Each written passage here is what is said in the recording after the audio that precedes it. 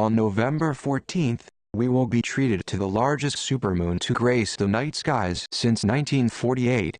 For many, it will be the biggest they have seen in their lifetime, despite the fact that the supermoon phenomenon is not that uncommon. The next one this size isn't expected to come along until 2034. The moon is more than just a pale satellite of interest to poets and astronomers. Its influence goes beyond merely creating ocean tides or driving biological cycles. More importantly, the moon exerts a significant influence upon the mechanical, emotional, and psychological states in man. The werewolf myth and superstition concerning full moon lunacy are not far from the truth. Certain lunar phases heighten the possibility for emotionally draining situations and stimulate reactivity and sensitivity in vulnerable individuals.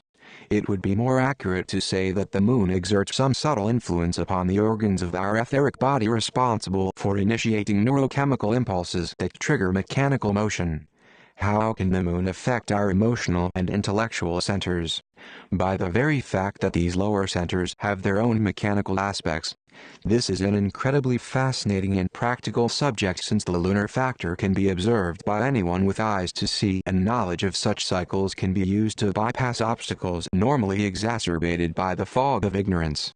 Fourth wave philosophy aims to strip man of his mechanical behavior and hypnotic programming in order to build within him a core of heightened consciousness. It is an esoteric system assembled from incomplete fragments of inner Christianity and Sufism. Its founder, Georges Gurdjieff, frequently admonished the thoughtless mechanical behavior of humanity and was fond of saying that we are food for the moon. In his epic work Gnosis, Boris Malavi formulated an esoteric system for spiritual evolution founded upon the inner traditions of Eastern Orthodoxy.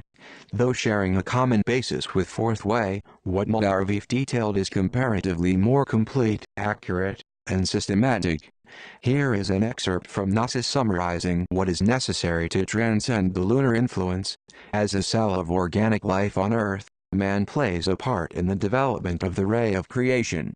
The vivification of the moon, that cosmic fetus, is one aspect of this development.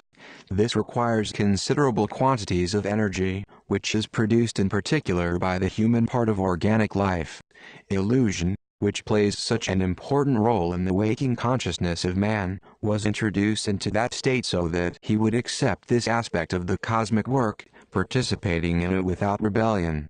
If we become conscious of this situation and desire to escape it, we must conceive and create a screen which will protect us against this devouring influence of the moon. We must meanwhile guard against falling into illusion again by erecting a false screen. The result would be an aggravated waste of these forces instead of an economy of force. The quantity of force necessary to genuinely oppose the influence of the moon is already considerable.